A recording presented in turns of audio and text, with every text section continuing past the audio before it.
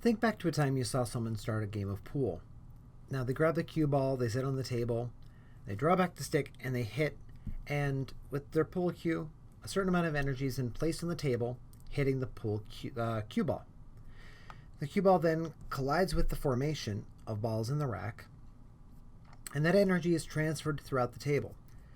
Now we go from having just one ball moving with a certain total amount of kinetic energy to having a range of balls moving at various speeds, but with the same total kinetic energy, right? Now, there's going to be a few balls moving very slowly. You're going to have one ball that happens to be moving really fast compared to the others, but overall there's going to be an average kinetic energy, average velocity, for all those balls on the table. Now, how hard you put energy into that table dictates how fast all of them are moving. If you barely tap the cue ball, it may roll forward, just barely bump the formation, just barely get a couple of the balls from the rack to start moving apart and have them spaced a few centimeters apart. If something really puts a lot of power into that, it's going to be all over the table and going in a really chaotic system.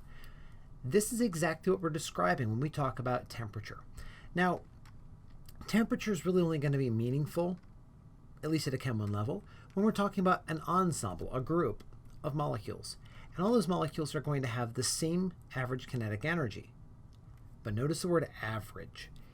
Just like my pool example, there's going to be a few balls that are moving slowly. There's going to be the average kinetic energy on the table. There's going to be a few that are moving really fast. And this whole distribution curve is going to be shaped like what's called a Maxwell distribution. So that's what's going to be happening with our gases. Now, the average of our kinetic energy is going to be proportional to temperature. I said a moment ago that it's kind of meaningless to talk about a single molecule's temperature. Why? Suppose I have one molecule and it happens to be moving at this particular velocity. It's got a velocity, but that's not really going to be a temperature. It's just a speed. It's an object moving through space. I don't say that a tennis ball has a temperature because I hit it. I wouldn't say that. Maybe because I hit it and there's friction that caused it to heat, but that would be a totally different issue, right? We're talking about something moving and just the act of motion having temperature. And that doesn't match up with our definition.